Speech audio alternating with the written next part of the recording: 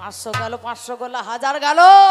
এ রাতের বেলায় শুধু মনে মনে চিন্তা হচ্ছে, রাতের বেলায় শুয়ে ঘুম আসছে না, এই 1000 টাকা আমি কেমন করে আদায় করি। আবার 10 দিন পরে আবার চলে গিয়েছে। ডাক্তার বাবু, আবার তুমি এসেছো? আবার কি হলো? তা বলছে ডাক্তার বাবু আর কি বলবো, আমি না চোখে কিছুই দেখতে পাচ্ছি না। চোখে দেখতে পাচ্ছ না মানে? হ্যাঁ না ডাক্তার বাবু, ওই তো সেদিন দেখতে পেলে। আরে বাবা, এই 4 দিন থেকে আমি আর চোখে কিছুই দেখতে পাচ্ছি না, আমার ওষুধ দাও। তা বলছে ভাই আসতে, আমি তো চোখের চিকিৎসা করি না। হ্যাঁ, চোখের চিকিৎসা যদি না করো তাহলে 500 500 1000 টাকা ফেরত দাও। ওই যে সাইনবোর্ডে লেখা আছে, রোগ যদি না ভালো হয় 1000 টাকা ফেরত দেবে। তবে দিতে হবে, চিকিৎসা যদি না করি তাহলে দিতে হবে। আমি পারি না চোখের চিকিৎসা করতে, তাহলে তোমাকে ফেরত দেবো। এই না ভাই, 500 টাকা 500 টাকা 1000 টাকা নোট ধরে দিয়ে বলছে এই দেখো ভাই, এইটা 500 টাকা, এই দেখো 500 টাকা, 500 500 1000 টাকা নোট, দুটো হাতে দুটো ধরিয়ে দিয়েছে। হ্যাঁ, মাল সেই পুরনো নোট, যে নোট বাতিল হয়ে গেল, সেই বাতিল হয়ে যাওয়া পুরনো নোট 500 500 1000 টাকা ধরে দিয়ে এইবার বলছে হ্যাঁ এ পুরনো নোট দিয়েছ, নতুন নোট দাও।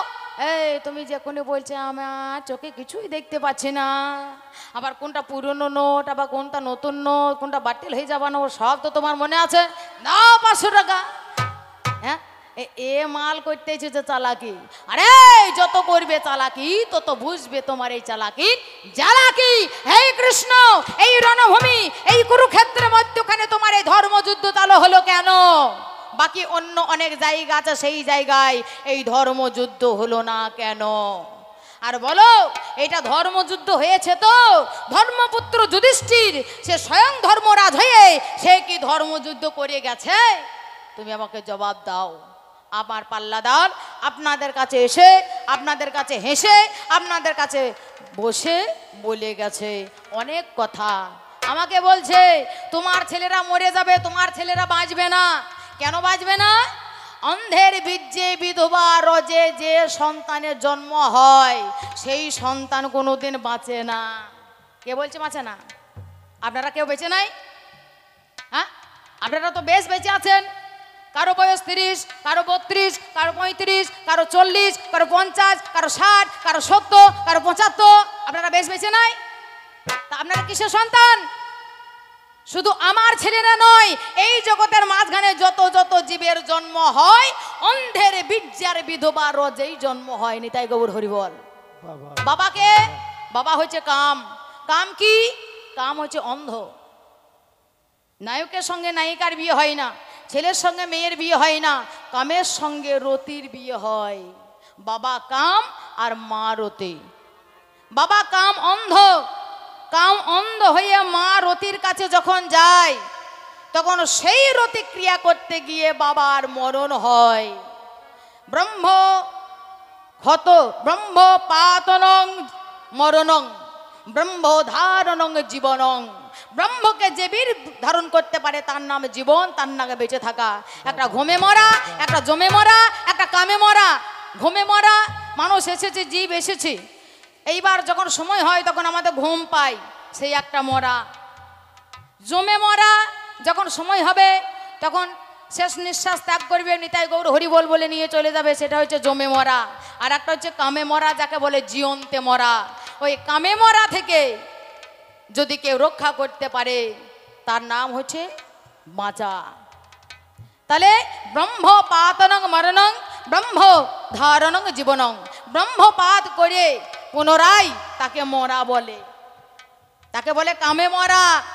আর বাবা যাবে মা রতির কাছে, কামে অন্ধ হয়ে তাতে ব্রহ্মপাত হবে, অর্থাৎ বাবার মরণ হবে।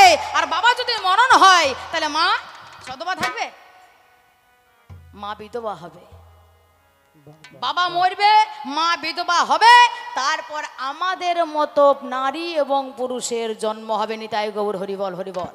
তাই শুধু তাই নয়, আমার ছেলেনারাই জাগতিক জগতের জীবের যত যত প্রাণীর সৃষ্টি হয় তত যত প্রাণীরই অন্ধের বীর্যে আর বিধবা রজের সন্তান হয়। যাই হোক, করবো না বেশি দেরি, পাঁচালি প্রবন্ধ ধরি, ধূর সুর ধর দোহারি গণ, দূর করি নিরানন্দ, আছেন যত ভক্তবৃন্দ, একবার প্রেমানন্দে নিতাই গৌর হরি হরি বলুন সর্বজন। আহা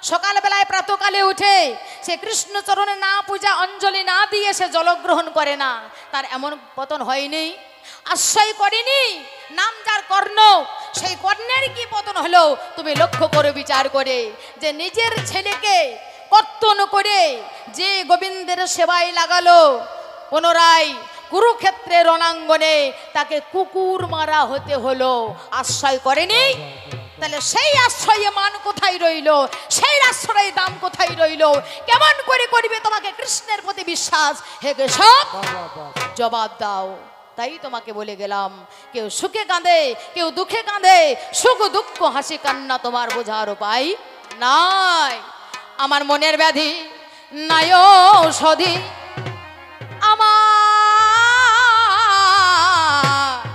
আমার মনের ব্যাধি নাই ঔষধি, ওরে মন পুরে তা হলো ছা।